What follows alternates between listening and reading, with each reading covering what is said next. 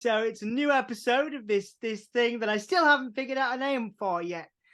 Firefly fans, Bray. I don't know. Me and Hanzo were trying to figure it out, and then me and Jody were trying to figure it out, and the Insiders crew. I still haven't figured it out. But anyway, we're here, and I'm here with you, Brittany. It was actually specifically requested. I was specifically asked to interview you, and I kind of wanted to do it anyway because it's nice to sit with you. You're always in the Insider streams when I'm there, and obviously you're a big part of that community.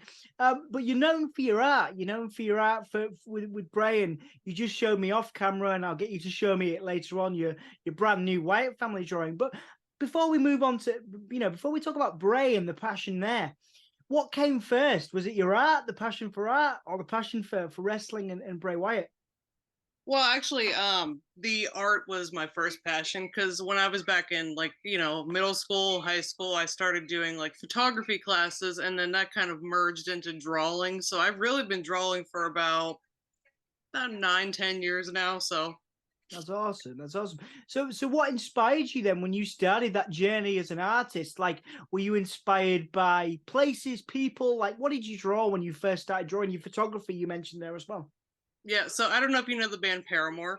I do know the Um, band Paramore, yes. so actually, I have Haley's signature on my Oh, arm. awesome. So yeah, I've always been a big Paramore fan, and so when I started drawing, I just started drawing like Haley and all the other band members, and wasn't too good at first, but I got better at it, and she just kind of ever since I was really really young, she got me into music and like art, and I haven't met her yet, but I would like to someday. But she's really what got me into everything. Yeah, they're an incredible band. Absolutely amazing stuff, doing some really great stuff now as well, like in the sort of post-punk realms, a little different to the pop punk stuff. I love it. Yep. But yeah, so you kind of inspired by bands and things like that. So outside of art, like what music you obviously you listen to Paramore, but like what music drives you? What music makes you passionate? I'm really really into Rob Zombie lately. Oh yeah, I love Rob Zombie. Yeah. Rob Zombie, I would say just any alternative band. Like I also really like Flyleaf for Christian Oh, rock love band. Flyleaf. Yeah, yeah, Yeah, yeah. Flyleaf, all that stuff. And I mean, I kind of mix genres too. Like I'm really into like Luke Bryan. He's a country Okay. singer. I do not know that, but I will do my research and I will look into Listen that. to Country Girl Shake It For Me. That's a good song. Okay, cool. All right, wicked. I appreciate the musical taste. So yeah, so like obviously there's that photography there and that kind of art interest. What about wrestling? And we're gonna get to Wyndham, we're gonna get to Bray, but what about wrestling? Tell me about your. Can you take me back to the moment you discovered wrestling and what drew you into that? Well, I have a picture. I have to find it here somewhere. Maybe I'll share it with you here in a couple days if I find it. But I was like, how old was I? Like 11 months old in that picture where I had a Stone Cold Steve Austin t-shirt on when I was in my crib. Nice. He was really kind of what got me started into wrestling. I loved him, his whole persona that he did. I just thought it was the funniest thing. And my mom would always tell me, "Oh my God, you love Stone Cold." You always like laughed when he came out and gave everyone stunners. And he was really just kind of what got me into it. Yeah, absolutely, absolutely. I mean, that was a classic era as well. So before we go, before we go the Bray route in the chat, I'm going to put you under pressure. I'm going to ask you for your top wrestling match of all time, Brittany. You can That's give a me hard two or one. three. Give me two or three. I would have to say The Rock and Stone Cold. That was like one of my tops. And then when I got a little bit older, I don't know if you remember Kevin Thorne, Yep, yep. but I really just I loved everything that he did. And then outside of WWE, I would think my third. I don't really have a particular favorite match, but over in Impact Wrestling, there was LAX. Yeah, love I love Impact. Homicide and Hernandez. They any match that they ever did, it's just great. I'm actually friends with Hernandez now too, so Oh, that's cool. There you go. There you go. So like, I think it'd be a shame not to talk about your artistic process as well. When you're drawing something, tell me what that's like for you. Can you just draw it outright? Are you just that natural? Because you mentioned obviously hasn't always been that easy for you when you yeah. first started. So what is the process like for you as an artist? Like, what do you have to do to get in the zone, so to speak? So really, I just like if I let's say I drew a picture of like Stone Cold Steve Austin. Like I would, look up different pictures of him and pick out like 3 or 4 of the best ones and kind of like print them off, and I like set them to the side, or have like tabs open on my computer and just really kind of look at it, figure out how I'm going to do the outline of it, and then I just try to get inspiration from like 3-4 different photos, and then I just kind of start doing the outline. It's a whole process. Like I can do it anywhere from, I can get a piece done in like 4 or 5 days, but like the longest piece, like my Wyatt family one, took me 3.5 weeks. So okay, cool. Well, we'll check that out in a minute. But you've also made some, people do buy your art, and people are buying it from all over the world, and people are getting it. You send it all over the world. What's that like for you then, as someone that's been doing this for a long time, working as an artist for a long time? What's it like when people kind of buy your art and invest in you as a creative person? I really appreciate, and for everyone that's going to be listening to this, I do appreciate everyone's support. Really, I never thought it would get as popular as it has. I think a lot of it has to do with, like, I know Wyndham had liked like a couple pieces, like a couple ones back, and that's kind of when it started like bumping up, because people noticed that he liked the post, and then I run sales all the time, and it's just, I think a lot of wrestlers notice. Like I know Kurt Angle also noticed my drawing of him. So really, it's everybody, like the wrestlers that support me, and then all the people that are buying it. It's crazy. I mean, Yeah. my ultimate goal would be to have WWE hire me to do a piece someday. That would be really awesome. Yeah, that'd be really cool. So like for any aspiring artist that's either, say is a Stone Cold fan or a Kurt Angle fan or a Wyndham fan, and looks at your work and thinks, "Oh, that's amazing," but you mentioned obviously having the wrestlers like the stuff on Twitter and stuff. How does that happen? Like, how does that happen? Like, is it simple as sharing stuff on Twitter, or how do you get the engagement that has created these sales for yourself and really made it a valuable, creative asset for you? So, any advice that I would give is just the hashtags are very important on social media. If you make a post, you almost always have to advertise it with like the hashtags and tagging the wrestlers, and Instagram, Twitter. You just really got to put it all out there, and retweet things and have your friends retweet it. And then eventually, just, a lot of people will see it. And then, it's an off chance that wrestlers will see it, but I've gotten to the point where like Eric Rowan watches my Instagram stories. But you just really got to promote yourself, and just the hashtags are the most important thing that I can tell anybody. You just got to get it out there. Yeah, it's a good practical tip for sure. And like, talking about the sort of community you've built around yourself, particularly with the Wyndham stuff and the Bray Wyatt stuff, you know, I'd be very keen to ask you, as I've asked my other guests on here, where did that fascination come for Bray? We know I've got it. I've talked to Jody, the Insiders crew. That fascination with the character of Wyndham that makes you want to draw. Not only portraits of Wyndham, but Uncle Howdy, all that stuff. It's got to be a real passion for you, Bray Wyndham. So where does that come from? Take me back to what fascinated you about Wyndham and Bray as a wider character. So honestly, I would say, because when I started, I didn't really personally know him until like 2016. But when I first started watching him many, many years ago, like back before he was even in WWE, I always just thought the dude was so smart. Like he just, something about him, like the way he tells his stories, and it just really engaged with me. And we all know that he's like a big horror movie fan. So I've always been a horror movie fan.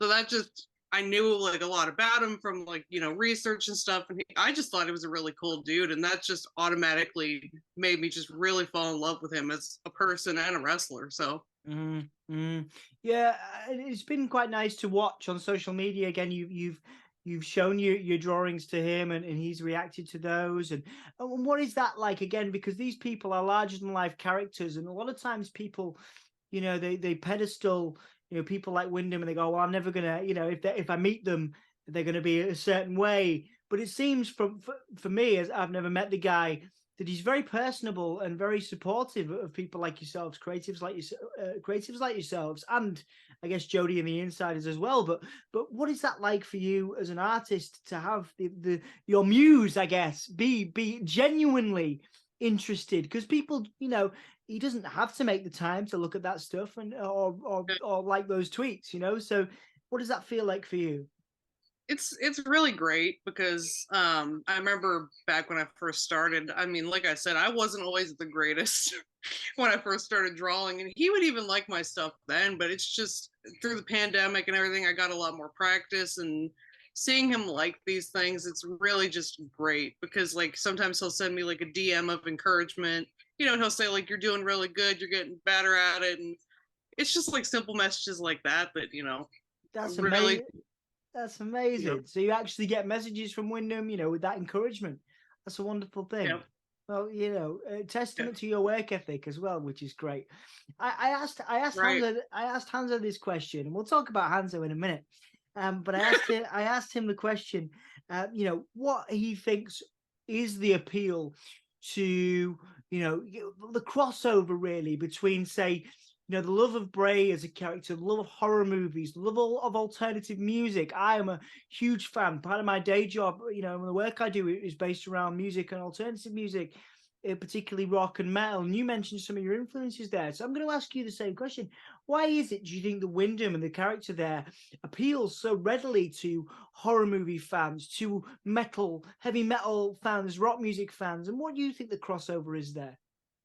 I really think it's just the vibe that he gives off. Like he just gives off like he's a cool dude vibe. Like he's into that stuff, and it makes like knowing that he's into that kind of stuff makes his characters like Uncle Howdy so much more cool because that it's actually out of interest. And I don't know a little tidbit if anyone knows this about him.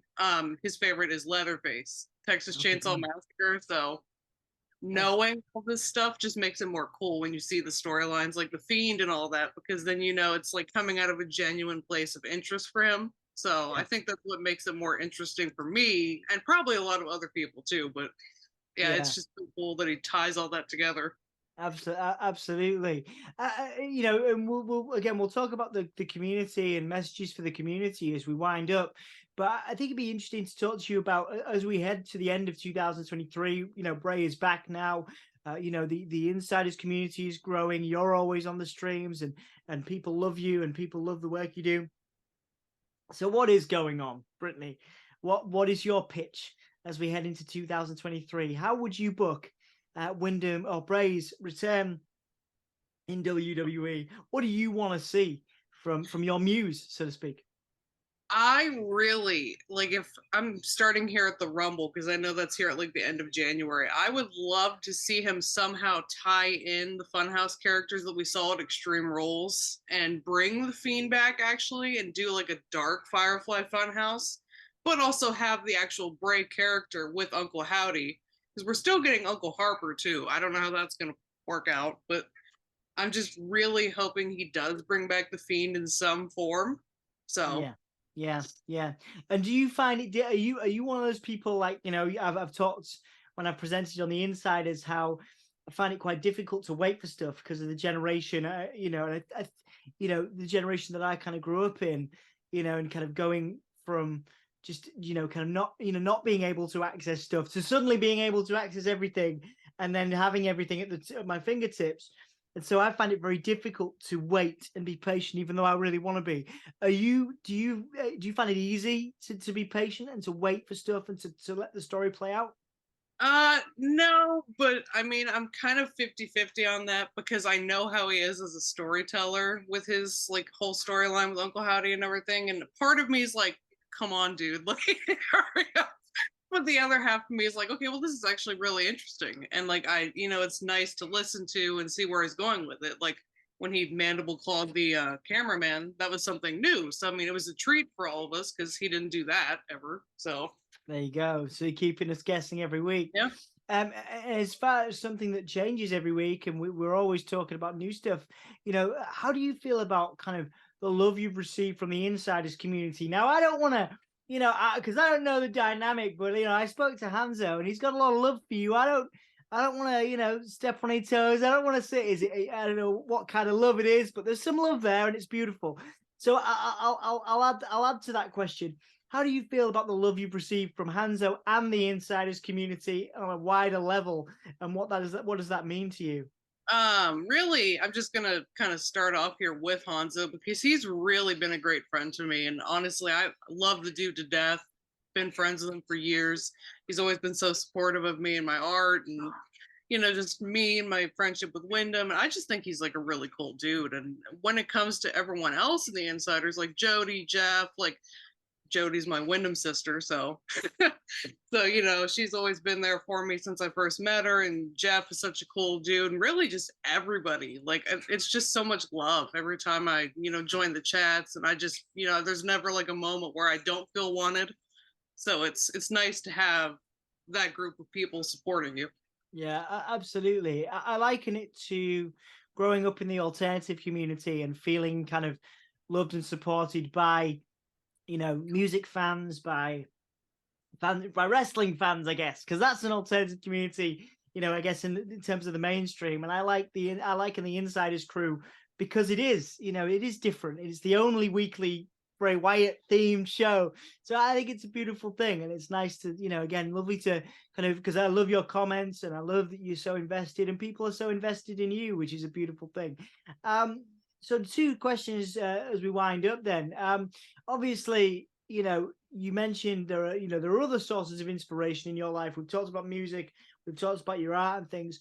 What would be your message to the people in your life outside of the Insiders?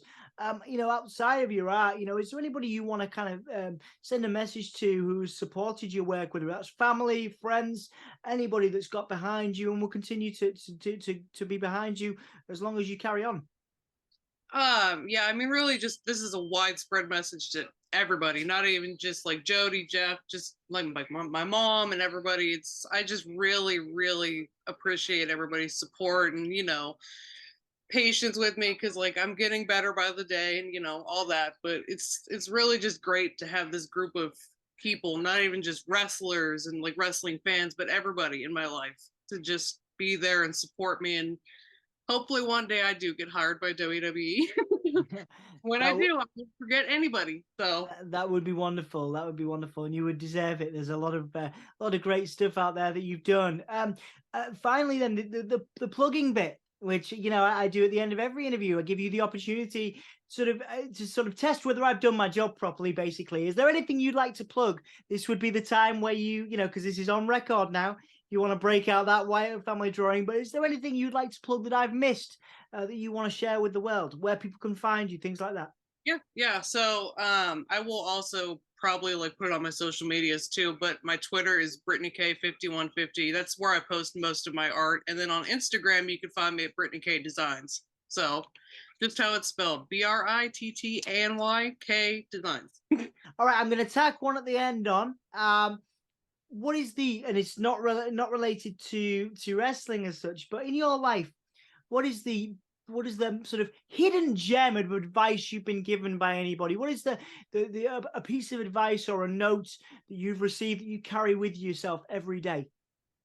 I would say that the best piece of advice I've been given by anybody would just be always believe in yourself, don't ever give up, and life always gets better. So because I struggle with depression, so I just really want to put that out there and say things do get better. So yeah, I think it'd be like I say, I was going to finish off, but just quickly, you mentioned that that struggle. Does the drawing help with that? Do you kind of get catharsis from the sort of creation and the artwork there? Yeah. So I would really say specifically Bray, because personal ties in there and everything, but drawing him and wrestling in general, because I've always been like a huge wrestling fan, like I said. It's just I've always felt welcome in the wrestling community. And when I'm drawing, like if I'm down or something, it always just makes me feel so much more like upbeat and cool and like awesome that I could tag these people and people are going to share it, the following that I have. And it's just so much more rewarding when you share it and people are always like, hey, that's awesome, I love it. Yeah. So it really does help. I love that for you as well, Brittany. It's great. And it's wonderful to sit down with you as well, like just kind of talk about your artistic process, because there's a lot of talent there and you've worked really hard to develop it. So wonderful to sit down with you tonight, for me anyway. I really appreciate your time. Thank you so much.